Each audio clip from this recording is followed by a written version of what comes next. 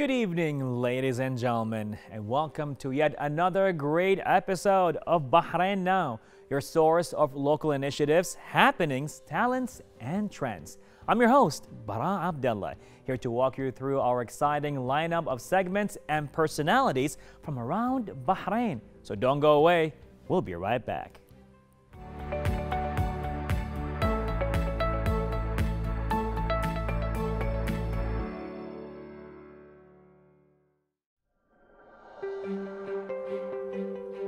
Ladies and gentlemen, we're going to have an amazing talk right here today, as here in the studio we have Yasin Aboudaoud, who will be talking to us about Brinc and how it supports the youth, startups, and organizations. So, Yasin, how are you? Good evening. Thank you very much for having me here. It's been a great experience so far, and yeah, shoot. Most definitely, man. I just love the vibes you bring here, you know, the excitement of all the things Brinc related and all the startups, that kind of stuff. So to begin with, what is Brinc?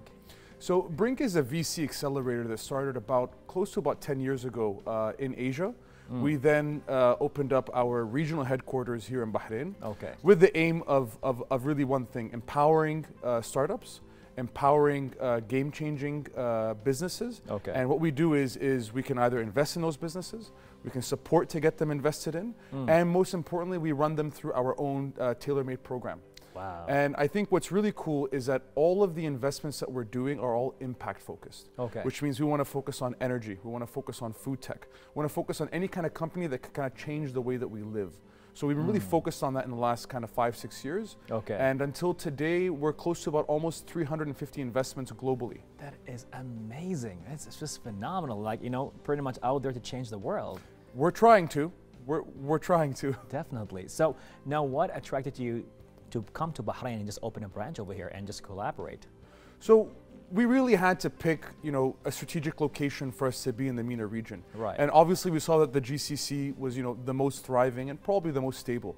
However, we met some of the great folks actually in Hong Kong from the EDB who loved what we were doing. And they said, listen, we'd love to see what kind of areas of synergy we have.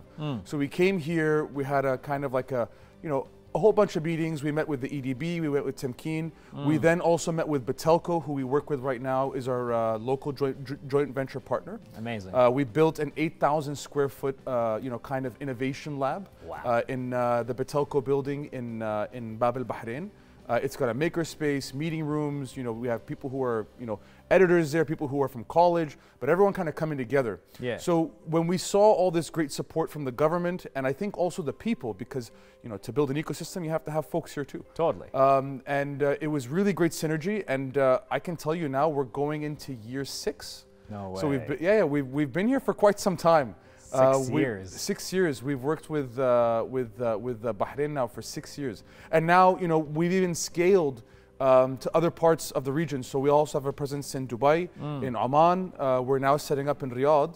But I think what's exciting is that we're leveraging the Bahrain ecosystem, and we're leveraging kind of the Bahrain talent pool. Because from my experience, in terms of the value that you get, and I would say even the language, the knowledge. Interesting. Bahrain really beats everybody. There's no question about that. Wow. And I mean, it's a testament to our company. Right now we have about 12 people in the business just in Bahrain, and I'm the only foreigner. Everyone else is Bahraini. And actually, what's even more interesting is I think 80% of our workforce is actually female. Very interesting. And that's been interesting because from our headquarters, they're actually pretty shocked, saying, how is it that you have 80% female? And I said, well, listen, I mean, to be honest with you, most of the great talent that you have in Bahrain are usually females. Right. I totally agree with that, to be honest with you. I've seen some amazing stuff going on here, like a mobile clinic, you got structures and all of that. They are definitely doing an amazing job right here. And Bahrain does a great job in empowering women in different fields and industries here in Bahrain. So now with all that going on, 6 years, man, this is amazing, going for a 7th, and I just can only imagine the projects that's been going on. So now tell us more about the Accelerator Program. So the Accelerator Program, what we do is we open up applications globally. And you can choose to apply for the program either in Hong Kong or in Shanghai, in Sydney. So we have about, now we're close to almost 16 programs around the world in different verticals. So what you do is you go online, you apply, and then we see if it's a right fit for us. And if we think that there's great synergy between us, then we'll start the process of getting the team involved, and then we'll look at potential investment, and then they'll run through the actual program. And the aim of this program is to take your business and really identify what are the pain points of the market that you're trying to solve. So I'll give you an example. One of the first companies that we actually invested in Bahrain was a company that was based out of Dubai, who moved here, and we accelerated them here. Now, what was cool about them is there's a problem that we have in the GCC called the Red Palm Weevil. This is a small insect that can go to a palm tree and kill the palm tree from inside. Crazy. And you would never know because you can't detect it. So what they did is they created a technology. It's an acoustic sensor that you put inside the actual tree. It uses an algorithm to listen to any kind of infestation and then warn you to say, look, there's something happening in your tree. You need to do a further inspection and then treat it. And then the tree will not die. How crazy is that? And this, this came from a gentleman who was working in Itisalat. He's originally Egyptian. He's just an engineer, but he thought of the idea, and now he has, now he's in plantations here in Bahrain, in Saudi, and also in the Emirates. Knowing a person who is what he would actually have as a job, a palm tree specialist, he will be thrilled for this. Definitely. Anyone who's into palm trees, definitely. Take my number and you can give me a call. But look, there's a lot of great talent in the region, and I think that if you look at the whole world, the amount of youth that we have is almost double compared to other parts of Europe and America, and especially in certain parts of Asia. So now I think the focus is at how do we take that talent and upskill them. How do we take that talent and say, instead of you getting a job, in maybe the government or semi-government, well, why don't you think about some ideas? Why don't you see what you can do, even from college? So we even work with the University of Bahrain, and we support a lot of entrepreneurs there. But the aim is that as an accelerator, how do we turn that small group or that idea into an actual, viable, profitable business that can then impact yourself as a person, that can then impact the country, and then impact also the ecosystem around you. I feel a little bit jealous right now, to be honest with you. Because I wasn't born the right year, but no, I'm just kidding here. But it seems like pretty much being born in the 80s, right? So basically, as our mom and dad's generation, they were more focused on play it safe, right? You work, you get the education, get a degree, work in an establishment, and just prove yourself, compete until retirement, and that's about it. But the narrative now is changing. The whole thing with education is changing. The whole thing with going to university is changing as a narrative, as a way of just what is a person supposed to do. So now having an ecosystem like yours is just opening an opportunity. It's like, hey, you have an idea, let's help you with that. 100%. So we have that with our JV with Betelco. We do hackathons, there's open programs. We do work also with Biban, so the Hope Fund is doing amazing work. Yes, they are. And we've graciously taken over just the role of that one part of Biban, obviously working with the great Hope Fund team. But look, this is the future, and I think that all governments around the world are pushing towards this because they'd rather say, try something. If you fail, it's fine. But you can get up and try again and again and again. Most people, they go through like 3 or 4 different startups throughout their entire life. Wow. Me, myself, I think I can relate to a lot of what's happening. And by the way, I'm also born in the 80s. Okay, all right, okay. You look younger than I do. No, What's your secret, man? So. But also for me, I actually came from a family office background. Where, I was working with the family, I was doing great. And then we kind of came up with this idea to saying, well, let's just try this accelerator. It was a new kind of idea, 7, 8 years ago. And I said, let's just give it a shot and see what happens. And I kind of, you have the red pill and you have the blue pill. Well, there you go, right? You know what I mean? So I gave it a shot. And honestly, I think everybody has to, at some point, take that risk and say, well, maybe it's not secure, maybe it might be a challenge, but you know what? I can tell you that if you work hard and you succeed, and I think in Bahrain you have all the tools that you need, you have a good chance of success here. Oh, totally. I've been seeing a lot of projects, and again, the whole narrative was like, go get a job, secure yourself, then take 3 or 4 loans, one for marriage, one for car, one for a housing and then one project, for another business. One for the business, for another business, exactly. So it seems like now, slowly but surely, that whole concept is changing. It's like, take the leap, you know? Take the leap, but I think what's more important too is you got to give it 1,000%. You know, working on a business, you know, a couple of hours a day, you'll get somewhere, definitely, and you'll see progress. However, you know, the point of startups and entrepreneurs is to be able to grow very, very fast. That's what VCs want. That's what investors want. An investor is not thinking about, you know, how can I invest in a coffee shop? Yeah, it'll make some money, which is great. And you'll do some great business in Bahrain, possibly maybe even in like Saudi. But investors today are looking for fast growth. As in, if you're serving 1,000 clients in January, I want you to be serving 100,000 clients by December. Wow. And that takes a lot of work. It does. Right? Can't really do that kind of, you know, a couple days a week or, you know, on the weekends. You really have to put in the late nights, you have to put in your effort, and you got to build a team around you too. Can't do it by yourself. Like, it's so interesting to see that, you know, right here in the show, we get to be exposed to a lot of ideas. Like, we just been talking to an entrepreneur who has a mobile clinic, you know, or a person who got more into the e-sport world, or, you know, an application for food and deliveries, that kind of stuff.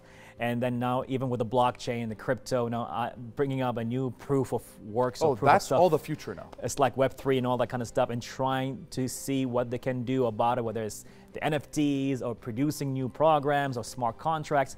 And it seems like, you know, people do understand that 8 hours that I'm serving a certain protocol may not be the best thing to do anymore, because that's energy and time that I could have actually built something new with it. 100%. So it's amazing.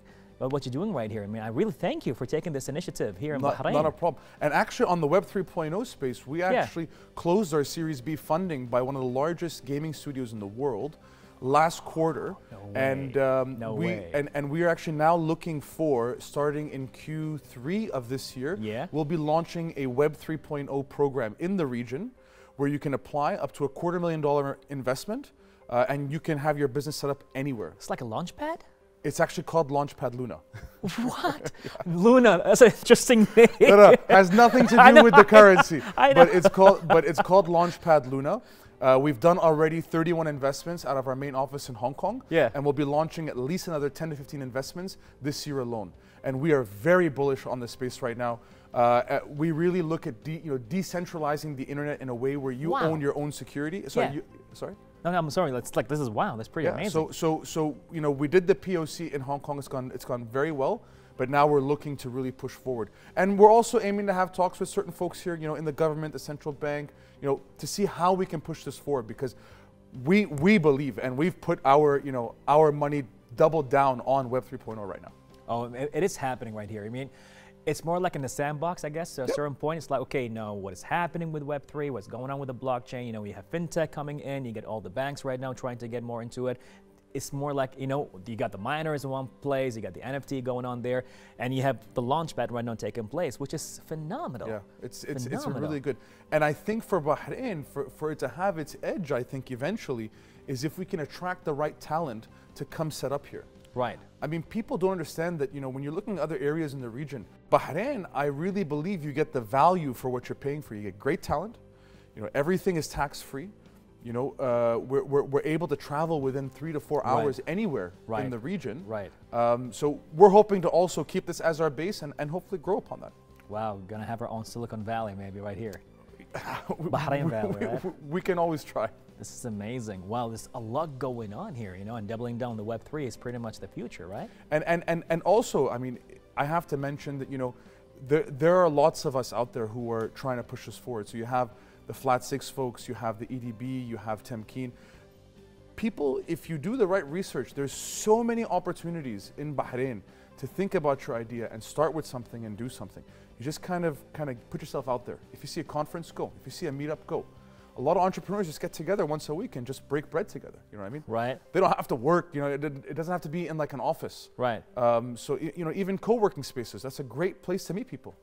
This is amazing. Wow, I'm getting goosebumps right now. It's just too amazing, because knowing that we are definitely heading to the future here, and you know, to a new Bahrain altogether, to a transition, to see that, as you said right now, we have an amazing talent going on.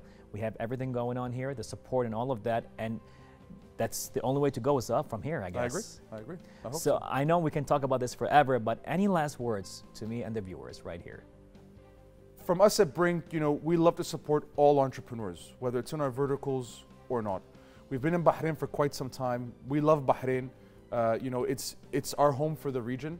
And I always implore anyone, if you ever have any ideas, anything you want to do, just you jump on our website, someone will talk to you, think about your ideas, develop them with you, but always find someone to support you for your entrepreneurship journey.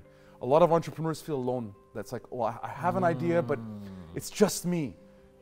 Take that and go find other people who are passionate about the problem that you want to solve. And I promise you, you'll find folks who actually want to do it with you. And when you have those people, you'll find lots of tools in Bahrain through Temkeen, through the EDB, through all the accelerators, to actually materialize on those. So don't give up.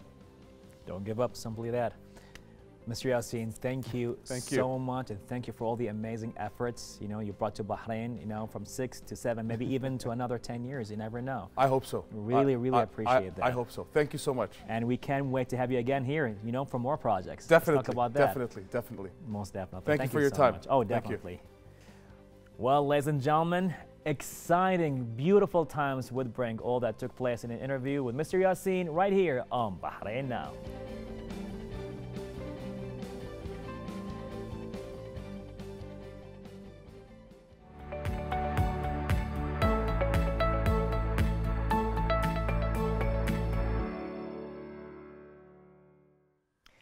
We've made it to the finish line, ladies and gentlemen. A huge thank you to all of our guests for joining us tonight. And another huge thank you to all of you watching us at home. As always, be sure to reach out to us on our social media accounts shown below. We love hearing from you. Well, this is the end of our episode. Till next time, Bahrain, goodbye and God bless.